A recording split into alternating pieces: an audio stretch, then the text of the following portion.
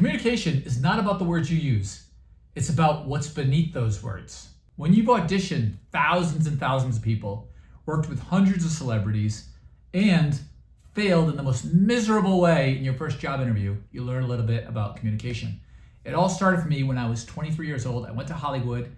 I was interviewing for a job, and the person asked me the worst question you can ever get asked in a job interview.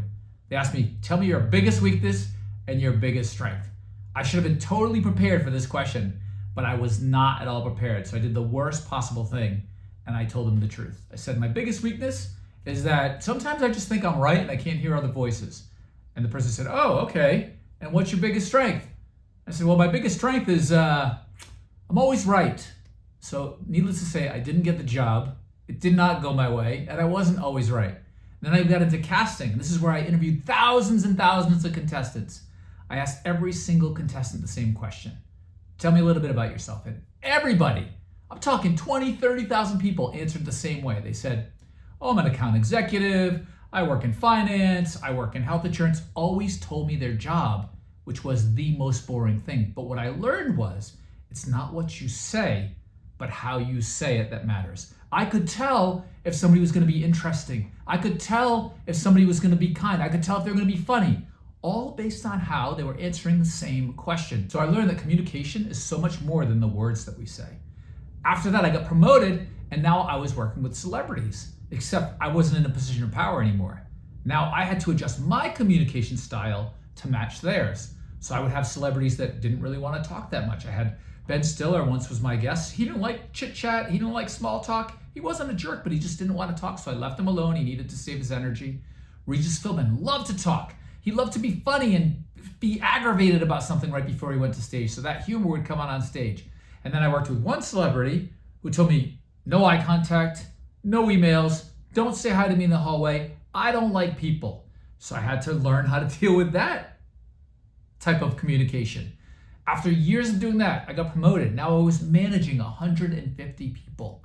So they would act really weird to me when they ran into me on the elevator or the hallway, and they were just talking to me all the time about the weather and all kinds of just boring small talk. And I thought, how do I break through to these people? I just want to get to know them and know their personalities. So I sent a company-wide email and I said, listen, I'm not scary. I'm looking to just get to know you. I want to know your personalities. I want to know your creativity and your hopes and dreams. So please, whatever you do, when you run to me on the elevator, just don't talk to me about the weather. Well, 5 days, amazing. Everybody's talking to me about their lives, but after 5 days, it all changed because Hurricane Sandy, which became Superstorm Sandy, hit the coast. So now I became a big laughingstock, and I learned that if I could laugh at myself, then they could laugh with me, and that there could be a two-way street. Communication was a two-way street. It wasn't just one way. So now we were laughing about it for the next 6 months. All we talked about was the weather.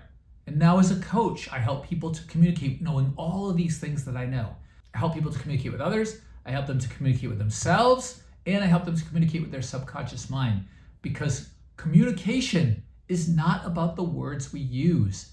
The words we use only amounts to 7% of how we communicate.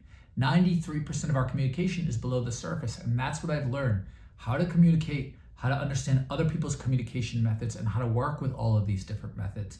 So understand your words are such a small part of how you're communicating. And that brings me back to the question I was initially asked: your biggest strength and your biggest weakness. And I said my biggest weakness was that sometimes I have a problem not thinking I'm right, and my biggest strength was that I always thought that I was right.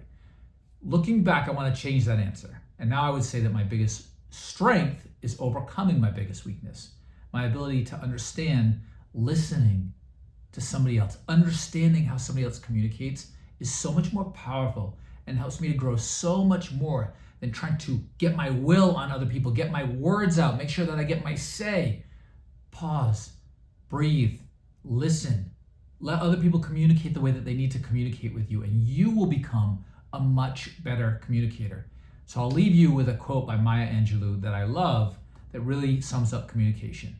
People will forget what you said, people will forget what you did, but people will never forget the way you made them feel. And that is incredible communication. If you struggle with communication, whether it's public speaking or sales or even interviewing for a job, I can help you. I have helped thousands of people. I've helped celebrities, contestants. I've helped people that I coach, and I can help you too. sign up for a coaching session. My link to the coaching is in the comments.